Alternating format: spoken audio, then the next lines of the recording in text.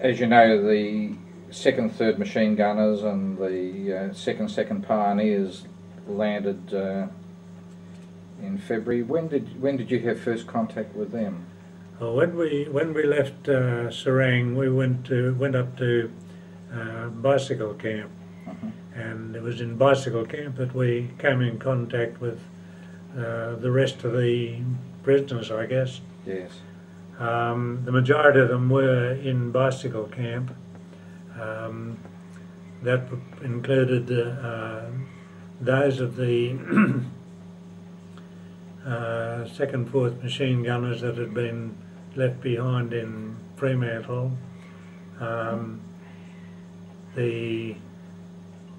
of the 2nd, 3rd machine gunners, 2nd pioneers, odds and sods of motor units and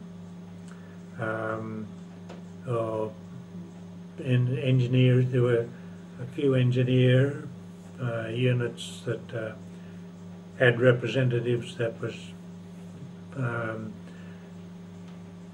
it seemed to be a bit of a hodgepodge, but I guess it was the way that they were unloaded off the Orchidees. I think they came on. And the Houston fellows were with you as well at that stage? Yes, well, the Houston blokes were with us right from the time of Serang, because they finished up with us there. Yes. And then, of course, when we went up to bicycle camp, they came with us. And what about the medical people of the casualty clearing station? When was the first time you had contact with, say, Weary Dunlop, Major Moon, Major Corlett? Major Moon, I have an idea, was in bicycle camp. Now, I wasn't aware of Dunlop or the other one, Corlett. Corlett rings a bell, but certainly not Dunlop. But he may have been in one of the other camps. There were a couple of other camps, one down at Bandung, and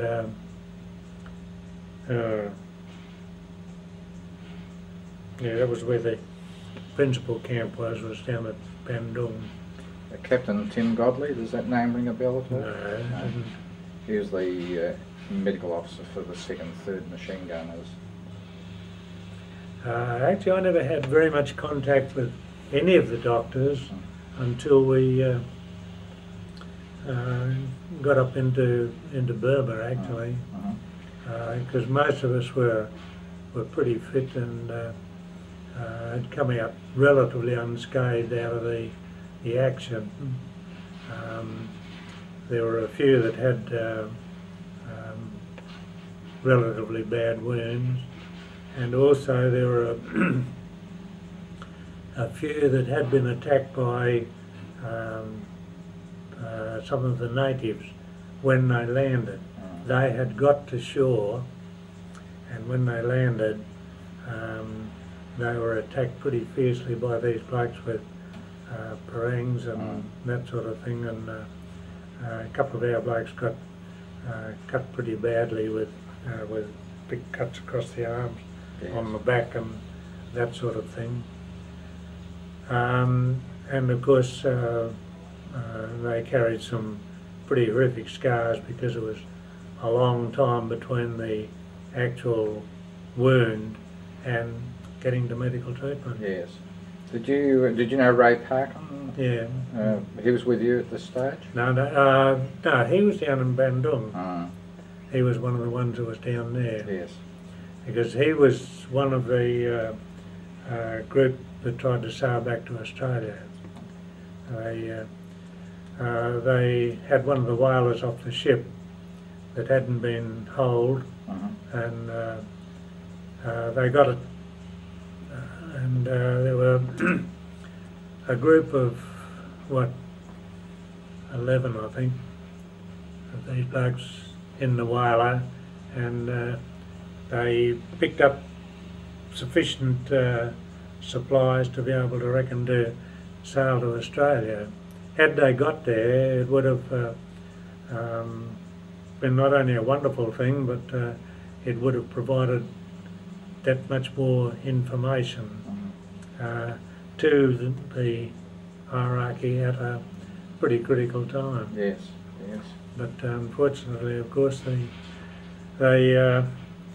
put back into Chillichap to try and pick up some water and walked straight into it. All right. Now, have you got his books? Yes, yeah. So that's covered in his book, Out of the Smoke, is it? Yes. Yeah. There's three of them, Out of the Smoke, Into the Smother, and I forget what the third one is called. But yes, I've got them there in the... Now, from the time you left Java to the time you left in Burma, what was the route that you went when you went from Java to Burma, and roughly what month? That was in September, and it was just directly up to Singapore. It was just as I remember it, 3 or 4 days journey. And then we were offloaded there and straight out to what was the Sellering Barracks. And did you have any idea where you were going? No. No. No, I had no idea. We were just told we were going up to Singapore. Went to Singapore, and we got there. Of course, immediately everybody was put to work, cleaning up various places, working on the wharves, and that sort of thing. You were never idle for too long, and also cutting firewood. This was cutting up rubber plantations, all the millions of dollars worth of rubber plantations. We just put to the axe, and it's for fuel. Yeah, so this was for cooking and goodness knows what. Yeah. But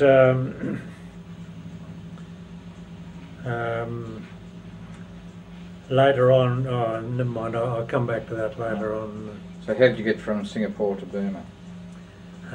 We went by rail up to Penang and offloaded at Penang out to the island, and then we were loaded onto the ships.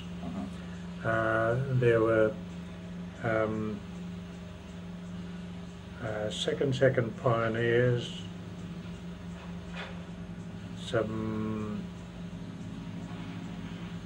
a few second, fourth machine gunners, some second, third machine gunners, some engineers, some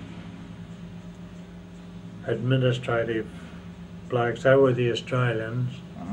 Then we had American Houston people and American 131 artillery unit.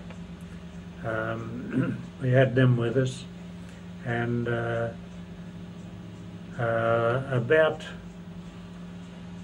roughly about 1,000 to 1,500 Dutch. They were varied from white Dutch